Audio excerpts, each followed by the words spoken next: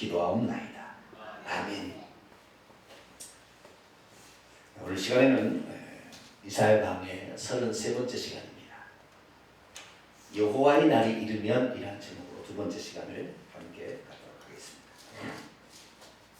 지난주에 이사야 2장에 관한 전체적인 개요와 더불어서 핵심 개념이었던 여호와의 날에 관한 말씀을 드렸습니다. 여호와의 날은 심판의 날인데 그때 어떤 사람은 구원을 받을 수 있고 어떤 사람은 멸망으로 떨어진다는 거죠. 똑같은 심판이 일어났는데 어떤 사람은 구원으로 들어가고 어떤 사람은 멸망으로 들어가고 차이가 어디 있느냐 이런 거죠. 그러면 누가 심판할 건가가 중요하잖아요. 그죠? 누가 심판할 것이냐. 그 다음에 무엇을 심판할 거냐. 그렇죠? 무엇을 심판할 거냐. 우리가 이것을 정확히 알아야죠. 이번에 대통령의 탄핵의 문제에 있어서도 누가 그 재판을 하느냐 중요하잖아요. 그래서 서로 간에 수싸움하고 있습니다. 지금 보니까. 수싸움. 근데 이 세상 사람들은 아무래도 자기가 가지고 있는 생각과 관념과 선입관에 의해서 판단하려고 하겠죠. 그런데 우리가 여기에서 하나님의 날, 여호와의 날인데 이때 심판자는 여호와의 날이니까 누구겠어요? 여호와겠죠. 여호와. 네. 하나님은 좌우로 치우치지 않습니다. 어떤 분이라고요? 좌로나 우로나 치우치지 않아요. 하나님의 판단은 완전합니다. 할렐루야. 그분은 틀림이 없어요. 우리 인간은 때로는 자기 손이 아래로 붙는다고 자기 편의 사람은 좀 두둔해주고 자기 편이 아닌 사람은 좀 엄한 잣대를 대고 이럴 수 있습니다. 사람이니까. 그러나 하나님은 내 자식이라고 이렇게 안아주고 내 자식이 아니라고 이렇지 않습니다. 어느 정도까지는 긍휼을 베풀지만 그 긍휼을 베푸는 것을 못 알아버리면 심판은 잔인하게 진행됩니다. 그렇기 때문에 우리가 누가 심판할 거냐, 무엇을 심판할 거냐 이것을 우리가 주의하고 하나님의 날을 대비할 수 있게 되기를 축원합니다. 하나님의 날은 심판의 날인데 이 심판의 날은 예수 그리스도께서 육신을 입고 오심으로 시작은 됐어요. 그러나 완성은 예수님이 다시 오시는 날에 완성은 되겠죠. 그날 완전한 심판이 일어납니다. 그러나 예수님이 1차적으로 이 땅에 오심으로 심판은 시작이 되었고요. 그 다음에 두 번째는 오순절 성령 강림으로 또 2차적으로 실현이 됐고요. 이제 마지막으로 예수 재림함으로 심판이 되겠죠. 자, 요한복음 3장을 봅니다. 요한복음 3장 17절로 18절. 요한복음 3장 17절로 18절 같이 읽습니다. 시작. 하나님이 그 아들을 세상에 보내신 것은 세상을 심판하려 하심이 아니요 그분으로 말미암아 세상이 구원을. 자, 하나님께서 그 아들을 세상에 보낸 것은 목적이 뭐예요? 구원하기 위해 보낸 거죠. 그렇죠. 구원하기 위해 보냈는데 18절이 아주 중요합니다. 시작. 그를 믿는 자는 심판을 받지 아니하는 것이요 믿지 아니하는 자는 하나님의 독생자 이름을 믿지 아니함으로 벌써 심판을 받은 것이라. 그러니까 예수님이 이 땅에 오심으로 말미암아 벌써 심판이 시작된 거예요. 그러니까 하나님이 우리를 구원하기 위해서 그분의 아들의 이름으로 오셨는데 그분을 거절하면 구원받을 길이 없는 거죠. 그러니까 이미 그 예수님이 오셨는데 그 예수님의 말씀을 듣지 않으려고 귀를 닫아버리고 그분을 모함을 해서 죽이려고 했으면 그 사람은 지옥 가는 거죠. 벌써부터. 그러니까 하나님의 구원자가 왔는데 그 구원자를 받지 아니함으로 말미암아 심판이 시작됐습니다. 그래서 예수님께서 나는 이스라엘 집에 잃어버린 양에게 왔다 그랬지만 그 이스라엘이 거부함으로 말미암아 예수 죽음으로 닫아버렸잖아요. 유대인의 더 이상의 장점이나 또는 그 배려를 없애버렸습니다. 이제는 이방인에게 향한다 이렇게 된 거죠. 그래서 하나님의 그 날이 왔을 때 우리가 멸망으로 가느냐 아니면 구원으로 가느냐, 이것을 우리가 잘 준비해야 돼요. 그러면 무엇을 보고 하나님께서는 우리를 심판하실 것인가, 오늘은 그 부분에 관하여 말씀을 나누고자 합니다. 그래서 우리가 이 부분을 정말로 주의하고 조심하지 않으면 우리도 장차 그날에, 예수 재림의 날에 멸망으로 떨어질 수가 있다는 거죠. 그래서 우리가 하나님께서 무엇을 근거로 우리를 심판하실 것인가 라는 것을 알아야 됩니다. 자, 하나님의 심판의 근거는 보편적으로 십계명입니다. 뭐라고요? 십계명이 십계명. 구약은 십계명입니다. 그래서 십계명을 근거로 하나님은 심판하십니다. 뭐 근거가 있어야 되잖아요. 이때는 이런 잔대를 대고, 예를 들어서 뭐 누드와 이런 걸 보고 말이죠, 표현의 자주다, 인적 살인이다, 뭐 기준이 있어야 될 거 아니에요, 그죠? 기준이 있어야 되는 거예요. 기준이 이럴 때는 이렇게 적용하고 저럴 때는 저렇게 적용하면 이게 안 되죠. 이건 안 되는 거죠. 그래서 하나님께서는 먼저 기준과 잣대를 제시하는 겁니다. 그리고 이것에 따라서 나는 심판하겠다 이렇게 한 거죠. 그러나 세상의 법은 그렇지 않습니다. 정권이 바뀌면 이것이 맞다가 또 정권이 바뀌면 이것이 맞다 이렇게 되는 거죠. 그러나 하나님은 절대 그럴 수 없어요. 하나님이 이랬다 저랬다 하면 안 되거든요. 그러나 하나님은 일정하십니다. 그리고 일정 어떻게 하느냐? 구약은 어떻게 판단하시냐면, 구약 시대는 율법의 기준인데 그 율법의 핵심인 십계명의 기준으로 사람을 판단하시는 거예요. 이 사람이 구원받을 것이냐, 멸망으로 갈 거냐, 이것을 그렇게 판단하는 거예요. 그럼 신약은 뭐냐? 신약은 산상수훈이에요. 뭐라고요? 산상수훈. 마태복음 5장, 6장, 7장에 나와 있는 것이 신약의 성도들의 법입니다. 천국 백성의 윤리라고 그러죠. 구약 백성의 윤리는 십계명이지만 신약 백성의 윤리, 교회는 산상수훈이 법이에요. 우리는 산상수훈으로 가야 되는데, 구약에는 7계명이 간음하지 말라고 그랬지만 예수님께서는 산상수훈에는 그 육체적인 간음만이 간음이 아니라 마음으로 간음한 것도 간음이라고 그랬어요. 살인하지 말라 그랬지만 예수님께서는 형제를 보고 뭐요? 욕하고 라가, 뭐 미련한 놈, 뭐 바보 멍청이 이렇게 했다가는 지옥불에 떨어진다 그랬단 말이에요. 그러니까 벌써 우리의 언어도 폭력이라고, 언어도 살인이라는 것을 예수님이 얘기했다고요. 그러니까 우리의 지금의 양심의 판단의 기준, 어떤 심판의 기준은, 그래서 구약의 율법의 핵심인 십계명과 신약에는 산상수훈이 기준이라고 보시면 됩니다. 그러니까 내가 천국 갈 거냐 말 거냐, 그 어디요? 십계명을 딱 1차적으로 딱 비교해보고 걸리는 것이 있으면 이건 그 다음에 신약에서는 어떻게 해요? 산상수훈이 1차적인 거예요. 근데 참 감사한 것은 하나님께서 요한계시록 2장 3장에 플러스 알파를 해줬어요. 뭘 해줬다고요? 플러스 알파를, 심판의 기준에 하나를 더 플러스 알파를 해줬어요. 이 부활하셔서 이제 하나님의 자녀에 가신 예수님께서, 그게 심판의 기준은 뭐냐면, 혹시 잘못했어도 회개하면 된다 이거예요. 그게 뭐라고요? 회개하면 된다. 물론 초림 때도 얘기를 하셨어요. 그런데 요한계시록 2장 3장에 보면은 십계명을 어기거나 산상수훈을 어겨도 회개하면 길이 있다 이거예요. 할렐루야. 이게 그러니까 우리가 신약의 성도들, 이런 성도들의 심판 기준은 산상수훈이 마태복음 5장, 6장, 7장과 그리고 요한계시록 2장, 3장에 나와 있는 말씀이, 이것이 오늘날 우리의 여호와의 날, 하나님의 날, 예수 재림의 날 때의 심판의 기준이라 생각하시면 돼요. 그래서 우리가 정말 이 기준을 정확히 알고 살 때에 내가 무엇이 지금 걸리겠는가라는 사실을 알고 조심할 거 아니에요, 그죠? 이것인지도 모르고 살다가 그거 죄였어? 그러면 얼마나 낭패겠어요, 그죠? 알고 있어야 이건 조심해야 되지라는 거죠. 제가 지난 주일날 음행의 죄가 왜 위험한가 이 부분에 관해 설교를 했거든요. 그런데 이런 죄가 왜 위험한지에 대해서 정확히 알고 있을 때는 조심한다 이 말이죠. 그런데 이것이 중요치 않다라고 생각하게 되면은 그 죄를 짓고도 죄인지를 모르다가 지옥 갈 거 아닙니까?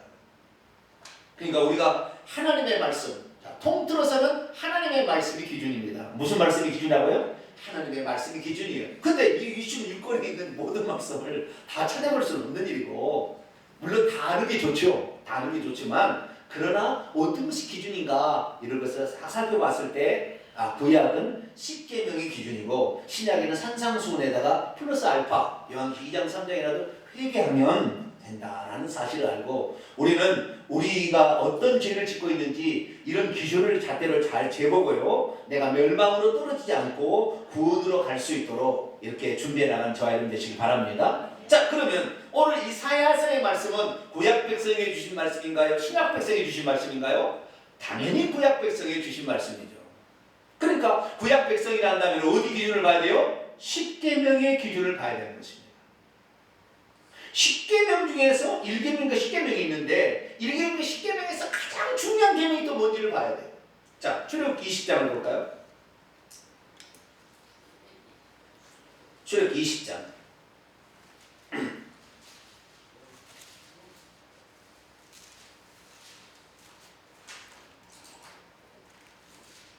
출애굽기 20장 1절부터 17절까지가 10계명이 나와 있습니다.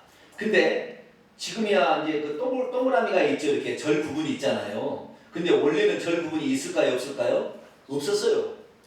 없었는데 나중에 편의를 위해서 절 구분을 이렇게 시켜놓은 것입니다. 특히 절 구분뿐만 아니라 문단 구분 있죠. 1절, 2절 말고 가운데 동그라미가 있어요. 동그라미 있죠. 동그라미가 있고 그 다음 쭉 가다가 또 동그라미 나오고 그러죠. 이 동그라미는 문단의 기준입니다. 뭐라고요? 문단과 문단 사이는 이렇게 해놨어요. 아시겠죠? 문단과 문단 사이는 이렇게 동그라미를 넣어놓고, 그 다음에 절은 한 사람이 이제 나중에 이렇게 그 스테파누스 성경이 나올 무렵에, 그러니까 그때가 몇 년이죠? 1400 몇 년입니다. 그때 비로소 이런 절 구분이 나왔어요. 그전에는 절 구분이 없었습니다. 그러니까 이 10계명의 구분도 유대교에서 10계명을 어떻게 하는지 혹시 아시는가요? 우리는 지금 10계명이 우리는 이렇게잖아. 나 외에 다른 신을 내게 두지 말라 1계명, 무상을 만들고 섬기지 말라 2계명, 이런 식으로 지금 구분하고 있잖아요. 그런데 천주교에서 10계명을 구분하는 것이 틀리고요. 우리 개신교가 지금 이렇게 얘기하고 있는 10계명이 천주교하고 똑같지 않아요. 무엇보다도 유대교에서 하는 거하고 틀려요. 유대인들이 원래 오리지널 백성 아닙니까? 그죠? 유대인들이 오리지널 백성인데 유대인들의 10계명은 우리가 지금 개신교 우리가 말하고 있는 10계명하고 차이가 있어요. 그래서 유대인들이 10계명으로 생각하는 그 10계명도 우리가 눈여겨봐야 됩니다. 우리는 우리의 기준으로 지금 하고 있지만 원래는 절 구분이 없으니까. 그래서 어떻게 구분하냐는 건 자기들의 이제 교단에서 또는 교리를 세운 유대인이라는 랍비들이 정했을 거 아닙니까? 이것이 1계명이다, 2계명이다. 이 정했는데 우리가 말하는 계명하고 그들이 말하는 계명이 틀립니다. 근데 유대인들이 10계명을 어떻게 얘기했느냐는 주목해 봐야 되는 거예요. 천주교는 2계명이죠. 우상숭배 계명을 빼버리고요. 10번째 계명을 2개로 나눠요. 10번째 계명을 보면 뭐냐면은 내 이웃에 대하여 내 이웃의 집을 탐내지 말라. 그 다음 내 이웃의 소유를 탐내지 말라. 그래서 집과 소유를 이렇게 구분하는 걸 이걸 2가지로 나눠버렸어요. 천주교에서는 이 2가지 2계명을 빼버리고, 천주교는 이렇게 했습니다만은, 그러니까 천주교는 우상숭배, 자기들이 마리아상 막 갖다 놓고 성유 숭배하고 말이죠. 전부 의식을 하잖아요. 그러니까 일부러 뺀 거예요. 그런데 유대교에서는 그걸 빼지는 않았어요. 근데 구분이 틀립니다. 어떻게 구분을 하고 있느냐? 그 구분을 좀 우리가 좀 주목해 보시면, 우리가 하나님의 장차 우리를 심판하실 때에 어떤 기준으로 심판하신 것인가? 이것을 우리가 조금이라도, 지금 우리는 개신교에 너무 젖어 있어가지고, 개신교 기준이 진짜일까 이렇게 하는데, 그것은 우리의 해석이지요. 개신교 우리 해석이에요. 아시겠죠? 그러면 유대교에서는 어떻게 해석하느냐? 이것도 우리가 관심을 가지고 봐야 되는 거예요. 왜? 그들은 오리지널이니까. 자, 그러면 유대교에서는 어떻게 구분을 하게 되는 것일까요? 유대교의 1계명은 2절입니다. 자, 봅니다. 출애굽기 봅니다. 하나님이 이 모든 말씀으로 말씀하여 이르시되, 1절이고요. 이제부터 시작합니다. 하나님이 나는 너를 애굽 땅 종되었던 집에서 인도하여 낸 너희 하나님 여호와니라. 이것을 우리 개신교에서는 서원으로 봅니다. 서원. 2절을 어떻게 본다고요? 서원. 자, 찬송가 지어라고. 찬송. 우리가 구분하는 찬송가. 찬송가에 십계명이 구분이 되어 있잖아요. 맨 뒤에 봐봐요. 껐장이 있어요. 십계명이 봐봐요. 이게 얼마나 이게요. 성경 1.1핵이라도 더하라고 그랬어요? 빼라고 그랬어요? 더하도 안 되고 빼도 안 된다고 그랬죠. 근데 우리 십계명, 우리가 지금 가지고 있는 십계명은 더해놨습니다. 그거 아세요? 모르시죠? 네. 우리는 성경대로 믿어야 됩니다. 아시겠죠? 이거 교리상 이렇게 개신교에서 이렇게 만들어 놓은 것인데 참고하는 것이지 우리는 성경대로 믿어야 됩니다. 자, 십계명을 보세요. 하나님이 이 모든 말씀으로 말씀하시되 나는 너를 애굽 땅 종되었던 집에서 인도하는 너희 하나님 여호와. 여기까지는 동일하죠. 그러나 제1은 이 제1이라는 말이 출애굽기서에 나와요, 안 나와요? 다시 출애굽기 와봐요. 출애굽기 2절까지 똑같은데 3절 너는 나 외에 다른 신들을 내게 주지 말라. 그 앞에 제1은 이란 말이 있어요, 없어요? 없죠. 그 다음에 4절 앞에 제2는 이런 말이 있어요, 없어요? 없죠. 그런데 우리 십계명, 우리가 지금 이렇게 좀 암송하고 있는 여기는 제1은, 제2는, 제3은 이런 말이 원래는 없습니다. 없어요. 그런데 우리는 그런 모양이다 이래 하는데 그게 아니고 이건 청가한 것입니다. 우리의 이해를 위해서 이게 일종의 교리라는 것입니다. 우리의 이해를 위해서 첨가했지만 이것이 오히려 우리에게 성경을 제대로 믿지 못하게 하는 방해하는 요소가 될 가능성이 있는 것입니다. 자, 그러면 성경 원문에는 뭐라고 되어 있느냐? 출애굽기 씁니다. 자, 출애굽 들어옵니다. 출애굽 20장.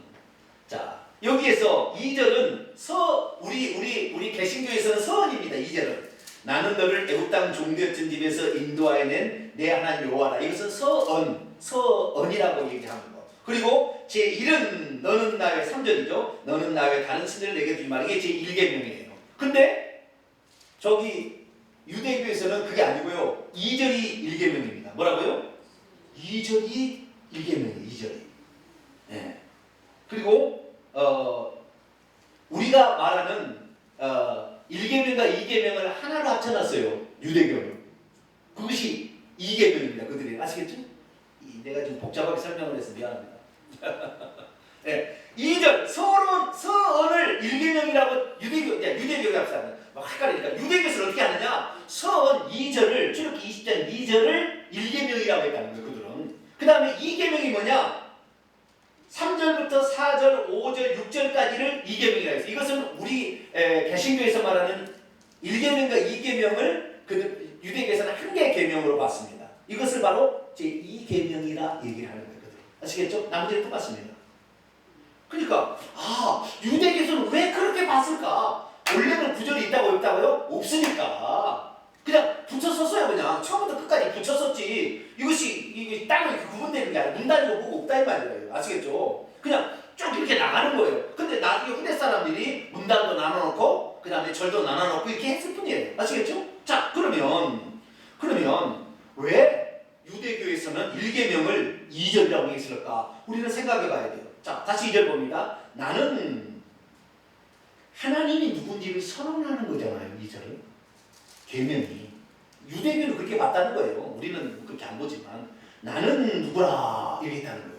나는 누구냐? 너를 애굽 땅 종되었던 집에서 인도하여 낸 내 하나님 여호와라. 그러니까 여기 한마디로 나는 구원자다 그 말이에요. 그러니까 우리는 구약 성경에 여호와는 창조주고 우리는 그렇게 배워. 전능하사 천지를 만드신 하나님 아버지를 내가 하나님은 창조주야. 그 다음에 우리 주 예수 그리스도를 믿는데 그분이 우리의 구원을 위해서 십자가에 죽으시고 그분은 구원자예요. 아시겠죠? 우리 지금 개신교의 생각은 하나님은 창조주고 예수님은 구원자로 나 있는데 이스라엘 백성은 제가 이사야서 지금 강의를 했습니다만은 여호와께서 창조주이자 구원자예요. 할렐루야. 이 두 개의 기둥이 계속 가는 거예요. 내가 바로 창조주고 내가 바로 구원자다. 내가 너를 창조했고 너희들이 죄로 말미암아 멸망을 당했지만 내가 너를 구원했다 이거예요. 그러니까 우리는 하나님과 예수님을 하나님 아버지와 상대방을 봐가지고 하나님 아버지는 창조주고 아들은 구원자라고 하는데 그 하나님이 우리를 구원하기 위해서 아들로 오셨다는 것이 정답이에요. 할렐루야. 이를 봐야 되기 바라는 거예요.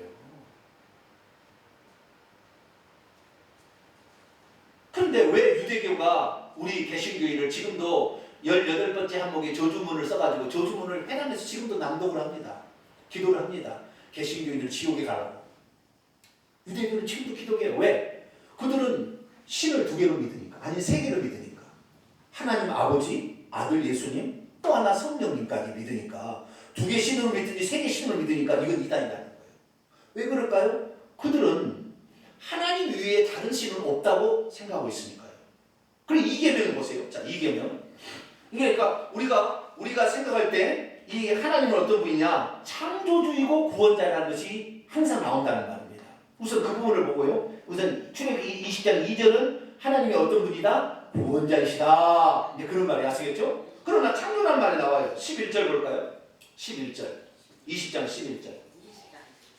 20장 11절 있습니다. 시작. 이는 엿새 동안에 나 여호와가 하늘들과 땅과 바다와 그것들 가운데 모든 것들을 만들고 7째 날에 쉬었습니다. 누가 만들었다고요? 하나님이 만들었다고 이렇게.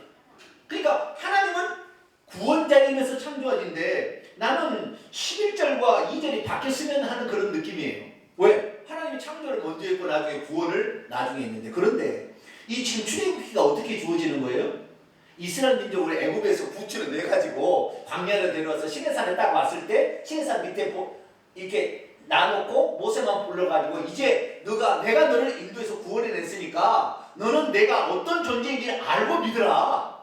그리고 네가 어떤 심판에 내가 어떻게 너를 심판할 것인지를 알고 너가 이것은 죄니까 따라가지 말고 이렇게 섬겨야 네가 하나님을 잘 섬기는 거니까 이렇게 섬기지 않으면 너는 속고 넌 거짓에 빠지니까 이렇게 해야 된다. 그러니까 하나님께서 구원이라는 개념을 먼저 앞에다 냈어요. 나는 너를 구원하는 신이다. 이렇게 얘기를 먼저 한 거예요. 아시겠죠? 그리고 중간에 그러나 나는 창조주다. 이렇게 얘기를 한 거예요. 자, 그러면 이제 2계명과 3계명 우리로 봤을 때 유대교는 그것을 한 계명을 봤어요. 왜 한 계명을 봤는지 그 이유를 좀 더 얘기하려고 제가 얘기한 거예요. 지금. 자, 3절 봅니다. 시작. 너는 나 외에는 다른 신들을 내게 주지 말라.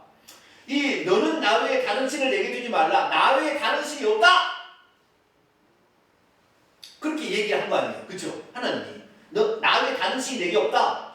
나 외에 다른 신 없고 이전에도 없고 이후에도 없고 이런 얘기를 가장 확실하게 얘기하는 것이 이사야입니다. 성경에서 이걸 말고요. 나 외에 다른 신이 없다라는 말 이런 말은 좀 잘 안 나옵니다. 안 나와요. 이 십계명에만 나오는 거예요. 그리고 신명기서에 나중에 출애굽 2세대들에게도 이런 얘기를 합니다. 잠깐 언급을 하고요. 호세아서에 나오고요. 나머지는 안 나와요. 전부 이사야에서만 나옵니다. 자, 우선 신명기 4장을 한번 볼까요?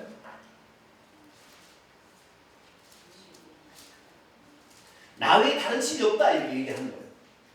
자, 신명기 4장 35절.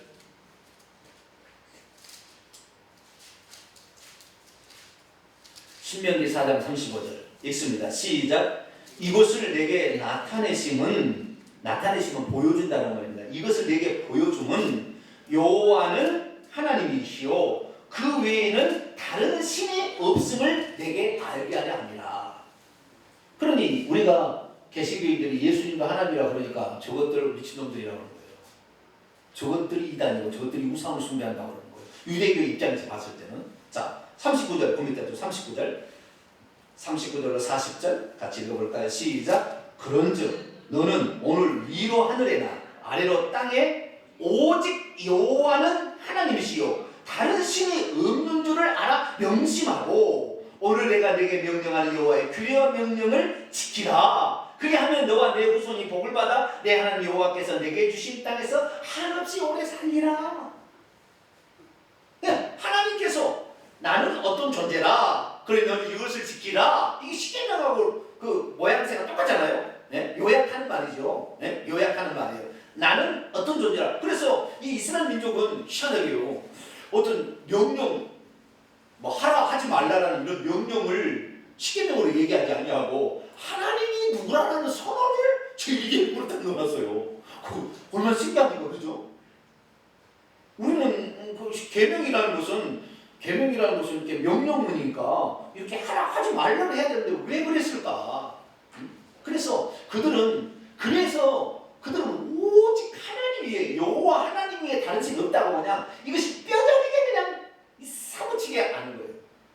자, 신명기 하나 더 볼까요? 6장. 신명기 6장. 5장이 십계명 나옵니다. 5장이 이제 십계명 나와요. 서은이 아까 읽었고요. 그다음에 5장이 십계명 나오고 6장으로 넘어갑니다. 6장 4절.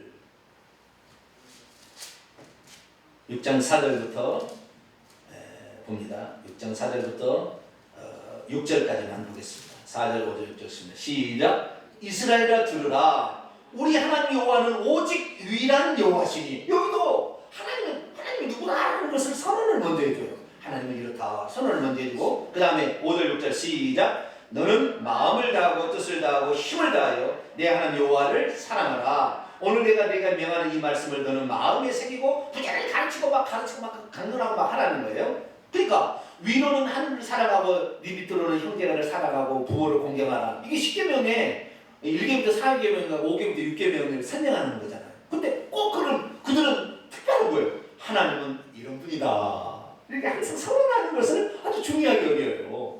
하나님 그렇게 말씀해서 아마 그것을 그랬는지 모르지만 우리들도 이래야만이 우상을 숭배하지 않냐고 이래야만이 다른 신을 숭배하지 않는 것입니다. 다시 줄여보도록 합니다. 나 외에는 다른 신이 없다. 신명기 4장에 나오고 호세아서에 나오고요. 그리고 이사야서는 아주 우리가 그동안에 배웠잖아요. 몇 차례 배웠는데 이전에도 없었고 이후에도 없다 이거예요. 그것이 바로 이사야서의 가르침인데 다른 신들을 내게 두지 말. 없으니까. 네, 그렇게 하는 것이고요. 그 다음에 4절입니다. 4절. 우리는 2계명으로 개신교는 2계명으로 말하는 것인데요. 4절, 5절, 6절 있습니다. 시작. 너를 위하여 새긴 우상을 만들지 말고 또 위로 하늘에 있는 것이나 아래로 땅에 있는 것이나 땅 아래 물속에 있는 것을 어떤 형상도 만들지 말며 그것들에게 절하지 말며 그것들을 숨기지 말라. 나 내 하나님 여호와는 질투하는 하나님인즉 나를 미워하는 자의 죄를 갚되 아버지로부터 아들에게로 3, 4대까지 이르게 하거니와 나를 사랑하고 내 계명을 지키는 자에게는 1000대까지 은혜를 베푸느니라. 아멘. 우리는 이 1계명과 2계명으로 나눠서 다른 신들을 두지 말라 1계명, 우상을 만들지 말고 섬기지 말라는 2계명으로 우리는 따라가고 있지만 유대교에서는 1계명과 2계명을 하나로 합쳐가지고 2계명으로 본다는 것입니다. 그러면 그들에게 있어서 자 다른 신은 뭐고 우상은 뭘까요? 이 개념을 우리가 이해해야 됩니다. 다른 신은 뭐고 우상은 뭐냐? 분명히 구절을 달리게 하고 있잖아요. 그렇죠? 다른 신들을 내게 주지 말라 그랬고 우상을 만들지 말라 그랬다니까요. 그러면 다른 신들과 우상의 차이는 뭐냐? 이것을 이해할 줄 알아야 돼요. 이것을 이스라엘 민족은 총체적으로 하나로 본다는 것이고, 아시겠죠? 이스라엘 민족은 하나로 보는 거예요. 그것을. 그러니까 계명을 하나로 보는 거예요. 다른 신하고 우상은 하나의 개념이고 우리 개신교의 개념에 있어서는 이것을 다르게 보는 개념입니다. 다르게 보는. 저는 다르게도 봐야 되지만 하나도 본다라고 말씀드리고 싶습니다. 설명을 간단히 해드리겠습니다. 여기서 신들이라는 말을 원문에 보면 엘로힘입니다. 뭐라고요? 엘로힘. 엘로힘이라는 말은 신적 존재를 일컫는 고대 근동의 백성들의 공동적인 명칭입니다. 명칭인데 원래는 엘입니다. 엘. 뭐라고요? 엘. 원래는 엘이에요. 로힘이라는 것은 복수 전미사가 붙었습니다. 신들이라는 말입니다. 그래서 이 신들이라는 것이 왜 그러면 하나님이 신들이라고 했을까? 정통적인 삼위일체라고 하는 자들이 말하기를 신들이라고 하는 것은 하나님은 한 분인데 그분이 아버지로도 있고 아들로도 있고 성령으로 있으니까 신들로 썼을 것이라고 정통적인 삼위일체는 설명해 나갑니다. 그런데 이것이 틀린 것은 아니겠지만 이 설명을 잘못 알아들이면 삼신론으로 가버리고 그 다음에 여러 신들이 있다고 인정하기 때문에 종교다운주의로 가버리게 돼요. 오늘날은 이만희도 내가 보혜사 성령이다. 그러면 그렇다.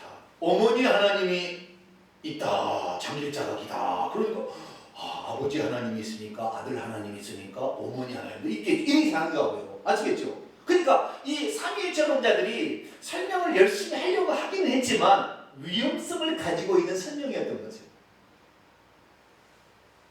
다른 신들, 그 신들이라고 왜 그럼 신들을 했느냐? 또 설명을 또 학자들이 왜 세 분이 있었으니까 신들이 있을 것이야. 이게 첫 번째에서. 두 번째, 신들이라는 것은 장엄복수다. 뭐라고요? 장엄복수. 주어가 복수면은 동사는 복수동사로 받아야 돼요. 우리 한글은 그런 게 없습니다. 그런데 영어나 철두철미한 영어는 단수는 동사가 주어가 단수면 동사는 단수로 바꿔요. 단수동사로 쓰고요. 주어가 복수면은 그 다음에 동사도 복수입니다. 이것은 독일어나 히브리어나 헬라어나 다 마찬가지예요. 라틴어나 다 마찬가지인데 우리 한글은 그런 게 없어요. 그런데 좌우지간 이 복수의 개념이 아주 강한데 이 복수의 개념을 동사로 받을 때는 분명히 복수 동사로 받아야 되는데 엘로힘을 써도 복수 동사로 받은 예가 없어요. 전부 단수 동사로 받고 있어요. 그러면 이것이 복수입니까? 단수입니까? 엘로힘이? 동사로 봐서는 단수인데 이 자체 명칭으로 봐서는 복수죠. 네? 그래서 이 애매해서 그래서 두 번째 해석은 장엄복수다. 장엄복수라는 것은 그분이 전능하신 위대하신 분을 장엄하게 표현하기 위하여 복수적인 형태를 취했다. 그럼 그분은 한 분이기 때문에 동사는 단수로 받는다. 이런 또 해석이 나왔어요. 이런 해석이. 그런데 진짜 삼위일체 정확히 이해한 사람은 어떻게 해요? 하나님은 한 분이죠. 그러나 그 한 분이 우리를 구원하기 위해서 그 형태를 다르게 취할 때가 있었잖아요. 그렇죠? 이것은 삼일체로 말고 뭐죠? 또 하나가 양태론이 아닙니다. 이 양태론하고 많은 사람이 제가 하는 설교를 듣고 많은 사람이 양태론이라고 그러는데 이 양태론하고는 전혀 다른 거예요. 양태론이라는 것은 하나님이 과정을 겪었다는 과정적으로 멸하고 동시존재를 얘기하지 않는 것입니다. 이 양태론이라는 것은 하나님이 구약에는 여호와로 나타났고 신약에는 예수로 나타났고 그 다음에 오순절에는 성령으로 나타났다라는 것이 양태론의 설명인데 강론으로 들어가면 틀리게 되는 겁니다. 어떻게 틀리냐면 하나님이 아들로 이렇게 오시게 되면 하나님은 한 분인데 아들로 왔기 때문에 동시존재가 안 됩니다. 그러니까 아들이 십자가에서 죽은 것은 아버지가 죽었다고 하는 거예요. 아버지가 아들로 왔으니까. 양태론 설명이 그런 겁니다. 아시겠죠? 그 양태론 이단인 거예요. 왜? 아버지가 아들로 와서 십자가에서 아버지가 죽었대요. 그럼 기도한 거 뭐냐? 그랬더니 양태론자는 자기가 자기에게 기도했대요. 이거 위험한 생각입니다. 이 생각은. 이거 그거 아니에요. 인성을 갖추신 아들이 신성을 갖추신 아버지께 기도하는 거예요. 기도하는 것이. 아시겠죠? 그 다음에 하나님은 동시존재가 가능하기 때문에 이 땅에 아들의 신분으로 왔으나 동시에 하늘에도 아버지가 계신 거예요. 할렐루야. 이것이 제가 설명하는 한 분 하나님이자 그 다음에 동시존재가 가능하신 하나님에 대한 삼일체의 정확한 설명이에요. 근데 이 잘못 알아듣는 사람은 제가 양태론자라 이렇게 얘기하는데 양태론 잘못된 거예요. 삼일체는 더 위험한 것이고. 아시겠죠? 정확히 뭐냐? 하나님 한 분이에요. 하나님 한 분이요. 그런데 그 하나님 한 분이 구약시대에 당신을 하도 말하라고 했더니 나는 여호와라고 출애굽기 3장 14절에 가르쳐줘요. 모세한테. 내가 백성인데 가서 누가 보냈다고 할까요? 내가 누군데요? 나는 여호와라. 알았습니다. 여호와가 보냈다고 할게요. 이렇게 해가지고 하나님 이름을 알게 된 거예요. 아시겠죠? 그래서 구약 성경에 원래 한 분이신 하나님이 여호와로 나타나신 것이고 그 다음에 이분이 사람을 구원하러 와야 되는데 죄를 가진 제물로서는 제물이 안 되니까 흠없는 하나님만이 제물이 될 수밖에 없었어요. 그래서 그 하나님이 아들의 분, 이것이 이사야 9장 6절이죠. 이사야 9장 6절. 그 아버지가 아들의 모습으로 온 거죠. 그러나 하나님은 동시존재가 가능하시고 그 다음에 그때 인성은 처음으로 생겼죠. 그들은 인성이 없었어요. 하나님 아시겠죠? 그때 우리를 위해서 인성을 입은 거 왜? 피 흘려 죽어야 죄가 사니까. 그래서 이때는 다르다고 표현할 수밖에 없는 거죠. 예수님 계실 때는. 그렇죠. 아버지와 아들은 다르다고 표현할 수 없어요. 아니 다르다고 표현하지만 한 분이지만 다르다고도 표현할 수 있는 거예요. 왜? 인성과 신성의 차원에 있어서는. 그러니까 성경에 가르쳐준 정확한 이 지식을 알고 믿어야 되는 거예요. 그래서 하나님은 왜 나 외에 다른 신들이 없다, 엘로힘이 없다 그렇게 하냐? 이 하나님이 장차 나타나실 때 아들의 모습으로도 나타날 것이기 때문에 그렇게 표현되지 않았었나 싶습니다. 아시겠죠? 그런데 어쨌든 하나님은 한 분이지 두 분이 아니라 이 말이에요. 아시겠죠? 한 두 분이 아닌 거예요. 그래서 예수님께서 나를 보면 아버지를 본 것이고 나와 아버지는 하나라고 얘기할 수밖에 없겠는 하나님 한 분밖에 없으니까 그렇게 얘기할 수밖에 없는 것이죠. 그래서 자 그런데 그럼 누가 하나님을 사칭하느냐 이거예요. 하나님 아닌데 이런 나쁜 놈들이 있는 거죠. 그 누구예요? 천사들이에요. 누구라고요? 천사. 자 시편 84편을 볼까요? 82편 시편 82편 죄송합니다. 시편 82편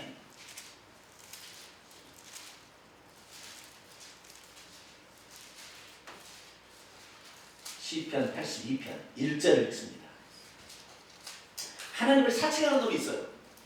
보이지 않는 능력 있는 존재로서 하나님을 사칭하는 놈이 있어요. 그건 절대 신이 아니다 그런 거예요. 피조물이라는 거예요. 주님이 하신 얘기는. 자, 시편 82편 1절입니다. 시작. 하나님은 신들의 모임 가운데서 서시며 하나님은 그들 가운데 재판하시니라. 하나님은 신들의 모임 가운데서 서시며 신들이라고 칭함을 받은 자들이 있었다는 거죠. 아시겠죠?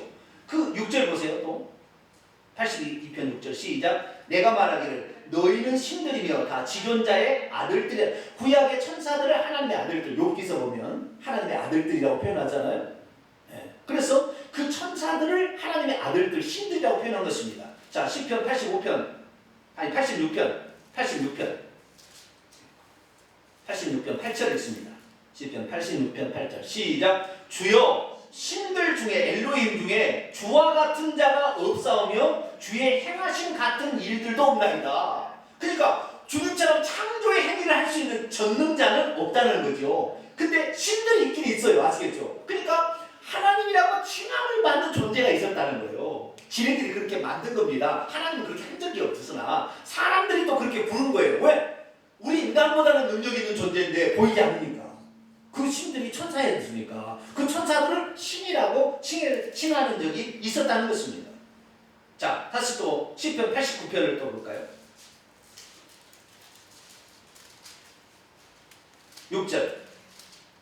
6절부터 8절까지 시작. 무릇 구름 위에서 능히 여호와와 비교할 자가 누구냐. 구름 위에 있는 존재가 누구예요? 천사들이죠. 그 하나님하고 천사밖에 없죠.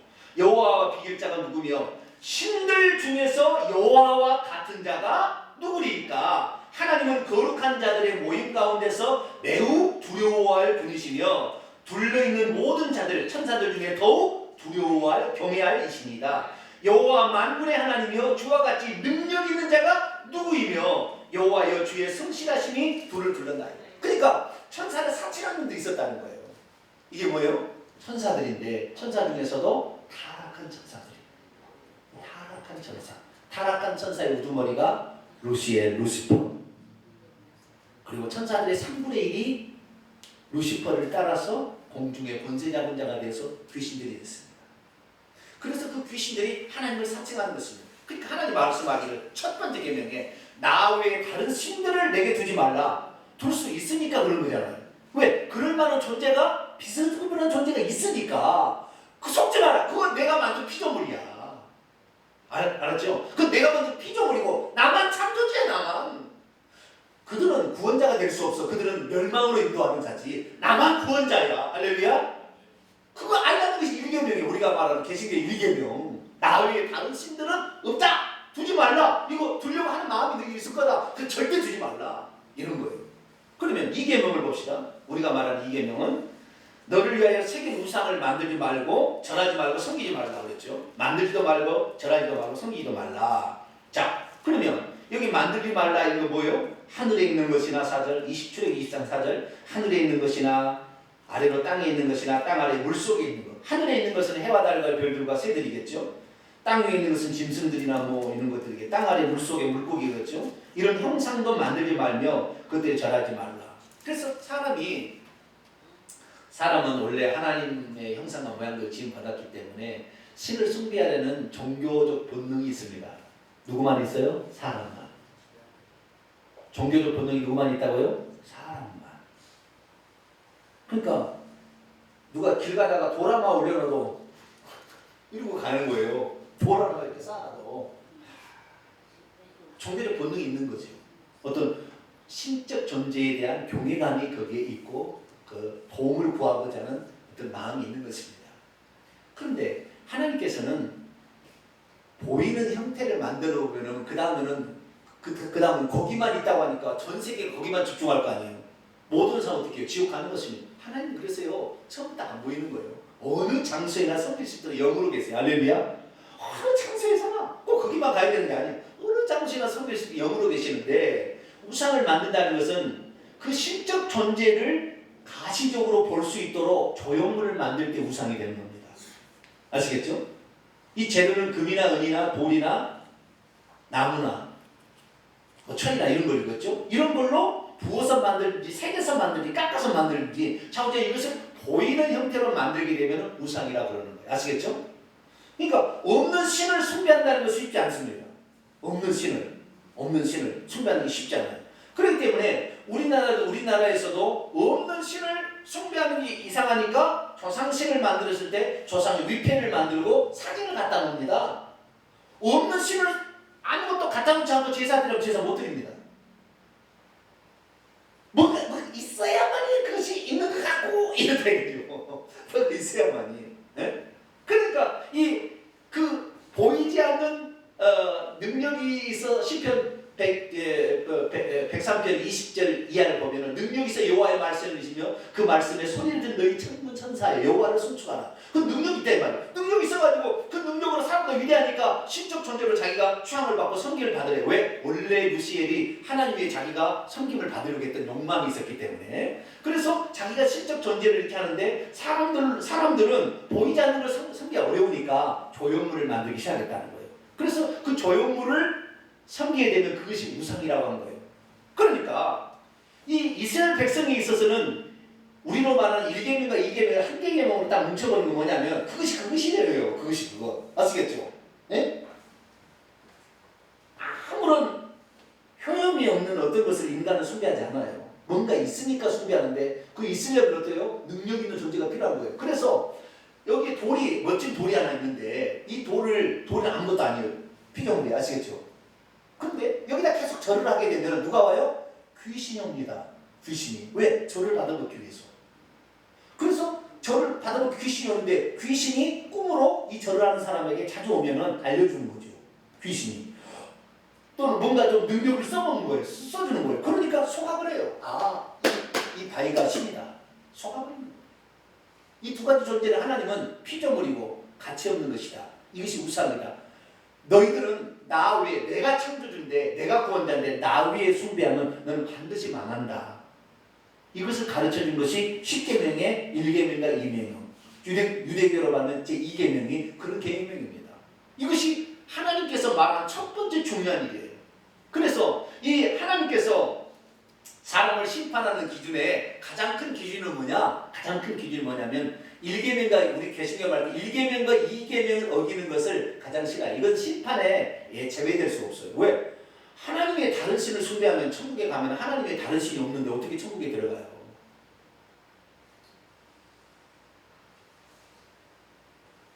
천국에 들어가는 것은 일종의 결혼식과도 같은 건데 외간 남자하고 바람 피는 사람이 나중에 결혼할 수 있겠어요? 내가 신랑을 받아주겠어요? 그 더러운 여자를? 안 받아주죠. 그건 마찬가지로 천국은 하나님 외에 다른 신을 숭배하는 사람을 받아줄 수가 없어요. 그러니까 심판의 가장 중요한 기준은 뭐다?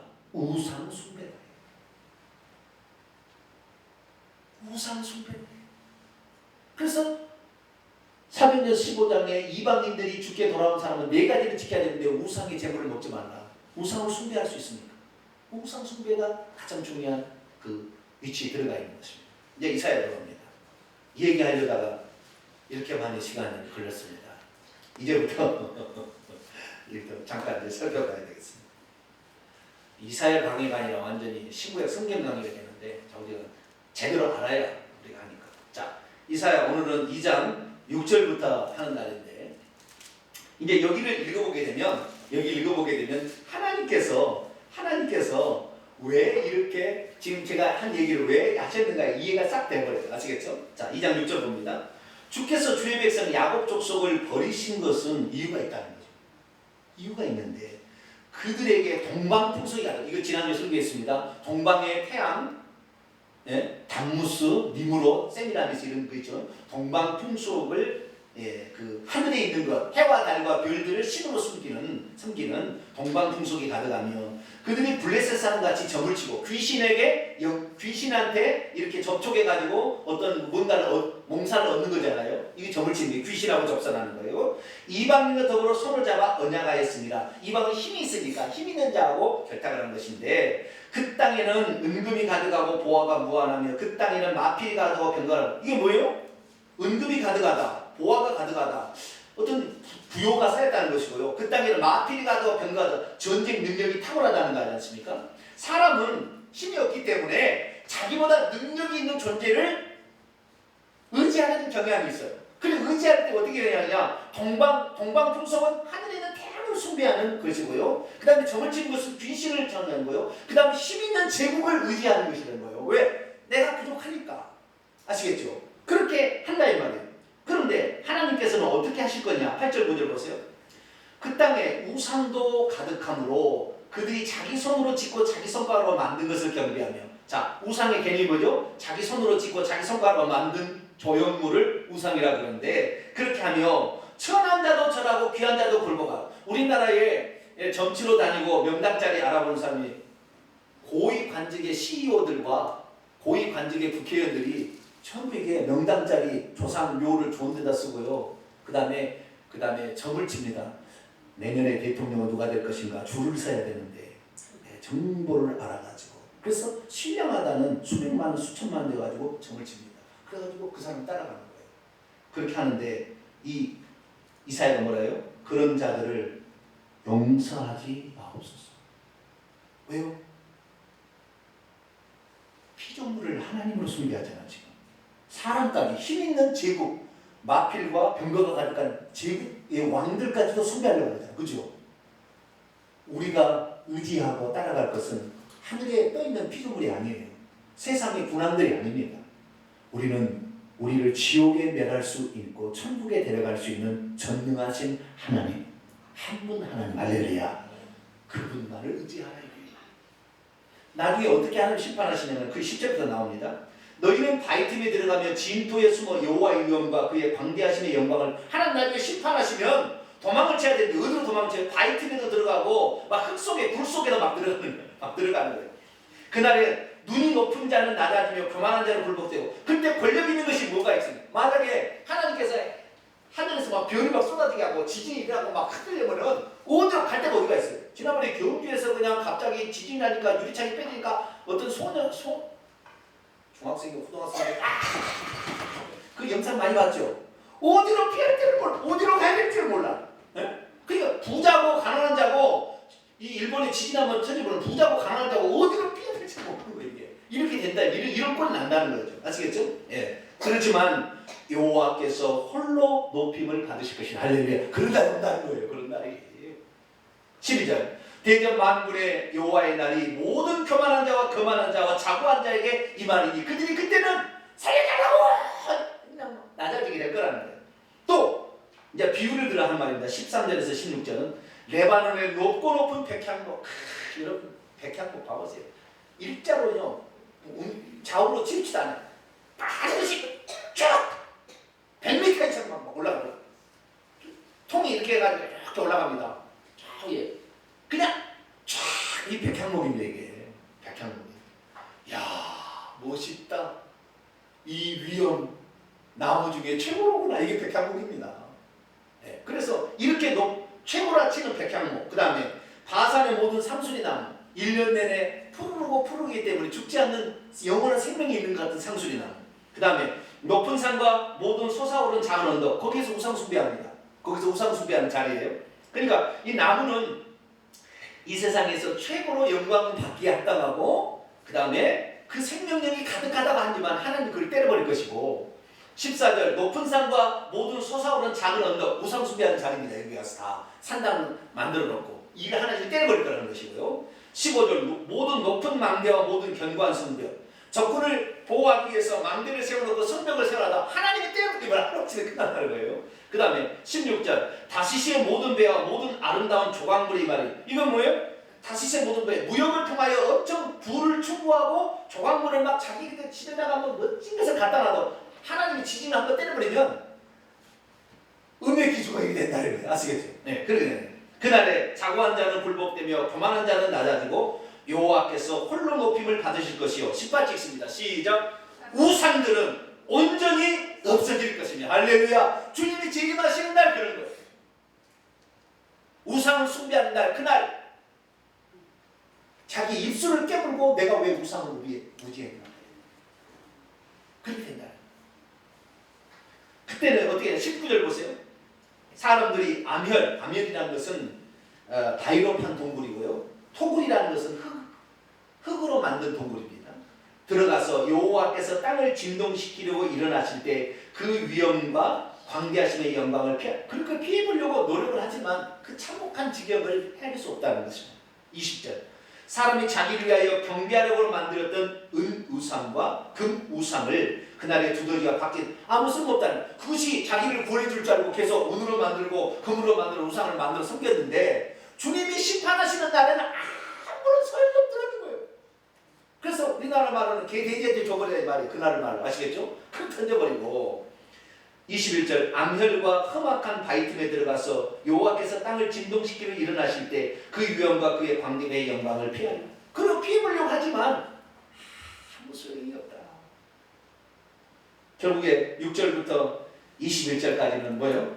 세상의 우상은 하나님이 진동시켜서 우리를 심판하시는 날 내게 눈꽃만큼도 내게 아무런 도움을 주지 못한다. 그거 의지하지 마라. 이것이 우리 개신교의 1계명과 2계명이에요. 하나님의 심판은 여기 있습니다. 우리는 하나님만이 참신 살아계신 분임을 믿게 되기 바랍니다. 그리고 마지막 22절 너희는 인생을 의지하지 말라. 고관 대작 높은 제국의 힘을 믿지 말라. 그의 호흡은 코에 있나니 새말같이 하나님께서 그의 호흡을 코에서 걷어가 버리면 그걸 높다고 평가할 뭐가 있겠냐. 부귀영화 인생 하루아침에 끝난다. 대통령 돼봤자 고생만 하는 게 내가 불쌍해 죽겠어요. 권력은 영원한 가치가 없어요. 영원한 가치가 없어요. 세상에 사랑, 의지하는 거 영원한 가치가 없어요. 물론 완전히 떠버리라 그런 게 아니고요. 거기에 핵심을 두면 안 된다는 거예요.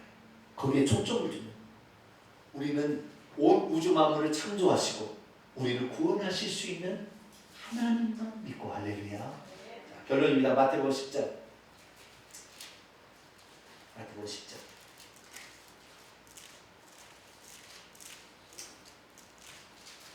(28절) 마태복음 10장 28절 읽습니다. 시작. 몸은 죽여도 영혼은 능히 죽이지 못하는 자를 두려워하지 말고 오직 몸과 영혼을 능히 지옥에 멸할 수 있는 일을 두려워하라. 우리는 하나님만 경외하고 하나님만 두려워하지 세상 거 내 목숨 끊을 뿐이지 내 영혼을 건드릴 수 없어요. 네. 그러니까 우리가 나중에 혹시 예수 믿는다는 예수만 길이라고 예수님만 구원자라고 얘기했다가 죽임 당해도 거기서 벌벌 떨지 마세요. 네? 의연하게 죽을 때 죽더라도 사람이 육체만 있는 것이 아니라 영혼을 가진 존재인데 니네들이 아무리 나에게 목숨을 끊어가도 내 영혼은 건드릴 수 없다. 어디 영혼을 지옥과 천국에 들이실 분은 우리 하나님이시니 네 육체를 건드려 봐라. 나의 영혼은 오직 주님만 향하노라. 할렐루야. 그 믿음을 가져야 그런 자가 심판을 면하고 구원에 쏙 들어갑니다. 우리 모든 성도는 심판의 날에 멸망으로 떨어지지 말고 구원에 이르는 복된 성도가 되기를 간절히 축원합니다. 걸어가신 하나님 감사합니다. 이사야 말씀을 통하여